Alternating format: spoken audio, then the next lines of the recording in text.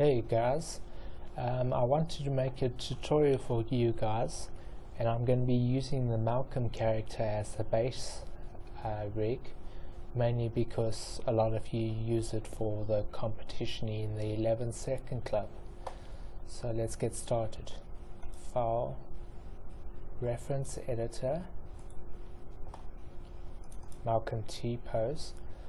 When modeling clothing for a character, it's always best to have your character in some form of a T pose. And then I think to make the topology for the wrap deformer work well, I did a duplicate model of the body, and then I just re-topologized to make the jersey. So if you can see here, that's wireframe.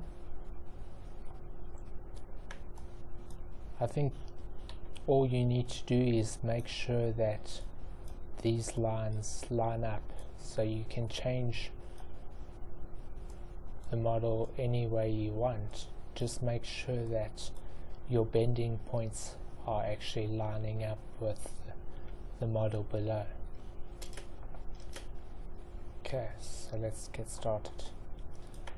So window, outliner, there's the upper body. Select the jersey, Ctrl G to group it. You can name it, I'm not going to worry. And to make the wrap deformer work properly, the group needs to be above or below this model. Okay, so select the jersey, then select the model, spacebar, create deformers. Let's go to the option box. So this weight threshold, if it's all the way to 0, then the jersey will have full control. If it's all the way to 1, it will have no control. This max distance, I think it's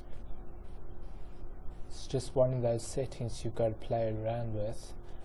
I know for this model it's 0.5, but for all depending on the model, as I'll show you in the next model, it differs slightly. So hit create, 3, put it back onto smooth mode, and let's test it out. So you can already see that it's deforming 100%, and what's nice about it is you don't have to worry about reskinning the character. So it's a good way, especially if you don't know the rig and you don't know how they've weighted a certain rig, then this is the best way to add new clothing to your character. And you can see it's deforming 100% without any hitches. The only thing you need to make sure is in your all inputs that the wrap deformer is always on the top. So let's open up a new scene. Let's hide the joints. Reference editor, T-pose again.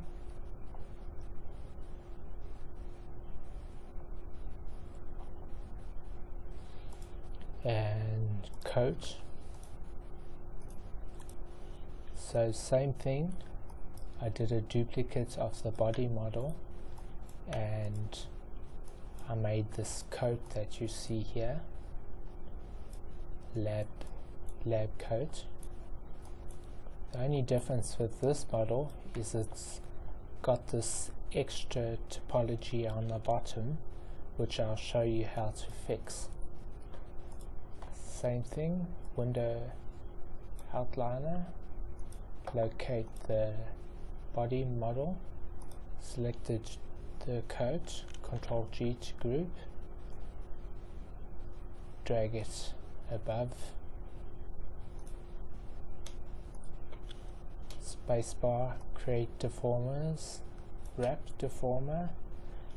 For this one I had to play around with. Eventually I got the right setting, which was 0.180. Create 3 to put on smooth mode. Now for this one you'll see it differs slightly. You can see it's not moving that mesh, and that's basically because it's got nothing to cling on to. So there's an easy fix for that. Right click vertex, select all those vertex except for the middle vertex at the back. Create cluster. Okay, then I've got my wizards tool. Scale that down. Now this is going to become my control point. Freeze transform. Create cluster again. The only reason we're creating a cluster here is because this control point is going to be put into the same hierarchy as the leg. So we want to change its, make sure your magnet's on, we want to change its pivot point to that cluster there. Make sure it's in the center. So it's done its job now. So back to window outliner, we can delete that cluster, and now we need to locate the control point you see me selecting for the leg, and this one's buried deep.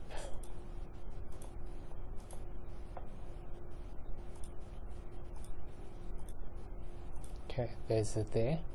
So now what we need to do is first select that control point, then select the cluster.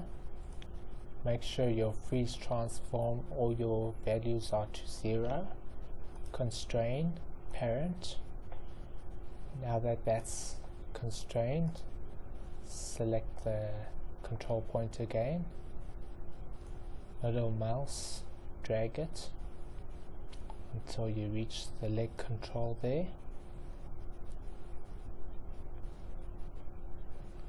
Make sure it's in the same layer, which it is. Take the magnet toolbar off and right click inputs, all inputs, move the cluster down, make sure the wrap's on top, and there you go. This is quite nice because you can see it's deforming quite well, and even if it doesn't deform 100%, which you can see it's overlapping there a little bit, you can just animate that to the desired effect. Okay, so that's basically how you do that. I'm gonna stop it there and I'm gonna show you the finished version.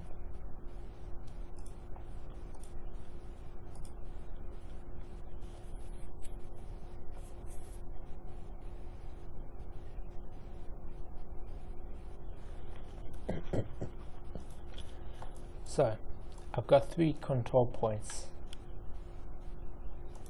one for each side of the coat, and that you do the same as the right that I showed you. For the back, the only difference is the pivot point needs to be on this one's pivot point, so that when you move the hips, the back will move properly. And then also another different thing I had to do was I had to select the vertex you see there, go to Window, General Editors, Component Editor, and I just had to put a 0.050 on the weights because it was moving too much, so I just eased off on the weights there, and that seemed to do the trick. So if I move this around, you can see it's deforming quite well. And then all I need to do for this back point is, when it comes to animating it, just rotate it in, and then when I move it up, rotate it out again. And same with the legs, just move it out and down a little bit, and that's how it will work. But all in all, it works quite well. Anyway, I hope you enjoyed this tutorial. If you do want the model of the coat or the jersey, just send me an email and I'll email the model to you. Cheers.